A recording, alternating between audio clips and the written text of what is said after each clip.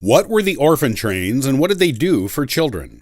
It's an intriguing story, and you don't want to miss today's Ancestral Findings podcast.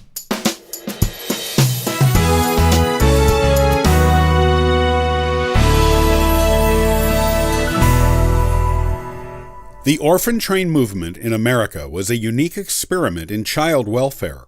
Back in the mid-1800s, there were not a lot of options for poor, homeless, abused, and/or neglected children, other than orphanages or almshouses. The issue of these types of children was especially noticeable in New York City, where there were estimates of over 30,000 children living on the streets in the 1850s. These children often lived in groups and were susceptible to disease and abuse from strangers. Many of them looked for ways to make a little money by selling matchsticks, rags, and other small items. Others turned to crime. Police had no idea what to do with these children when they were caught stealing food or other items they needed to get by on the streets, so they put them in jail. While they were housed and fed in jail, they were also kept with the adult prisoners, which was not always a good situation for the children, especially since children as young as 5 years old were sometimes jailed with violent adult criminals. Charles Loring Brace, a minister and philanthropist, thought there should be a better way for these children. He did not believe the orphanages and almshouses did them any good, as they received no education or job training there, and only learned to depend on charity to get the things they needed. He wanted to teach these children how to work and earn a living on their own while giving them good homes so they could be independent as adults. These beliefs led him to start the Orphan Train movement. With the orphan trains, street children, abused and neglected children, and orphans were taken from wherever they were residing in New York City and placed on trains to the West. Brace believed the pioneers in the West could use extra children to help on the farms. The children were to be treated just as any other child in the family, and older children were to receive wages for the work they did while living with their new family.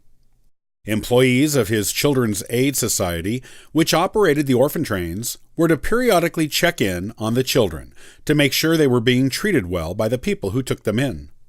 If they weren't, they could be moved to new families. While there were times that a placement didn't work out, the program was, by and large, successful. Most of the approximately 200,000 children who were sent away on an orphan train between 1853 and 1929 grew up to do well for themselves. There were even a couple of future governors among the orphan train children. The program only stopped when it did because of the onset of the Great Depression, when having an extra child was just not feasible for most families, and when more organized and better-run state care options, like group homes and foster care, were available to the needy children, not just in New York City, but in every state. There were some critics of the program, of course. The main criticism was that children were placed with families in situations that resembled slave auctions. While the children weren't being bought, and indentured servitude was forbidden for the families taking these children, the arrival of each trainload of children was advertised, and local people encouraged to gather at a large meeting place to see the available children. They would examine the children for physical strength and endurance that were appropriate for farm work, sometimes even looking at their teeth. Siblings who went on trains together might be chosen by different families. And while there was a nominal vetting process for families at first, it wasn't really kept up, nor was the process of checking in on the children once they were placed. Some children were abused by the families who took them in. Some were treated like slaves, and not every child got the education and job training they were promised. Some children ran away, either because of abuse or because farm life was too different from what they were used to in the city. In spite of some issues with the program, the orphan trains were by and large a success, and the children who traveled on them benefited from the new lives they were given. There are some orphan train children still alive today from the latter days of the program, and they can tell the true stories of the orphan train experience.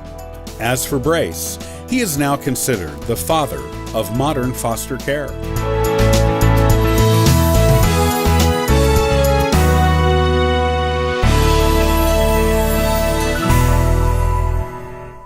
On the next episode of the Ancestral Findings podcast, I'll talk about the invention of photography that led indirectly to the modern world of genealogy, starting with getting photos done of older relatives. Thanks for joining me today. I'll see you next time on the Ancestral Findings podcast. And for further info, you can visit us at ancestralfindings.com.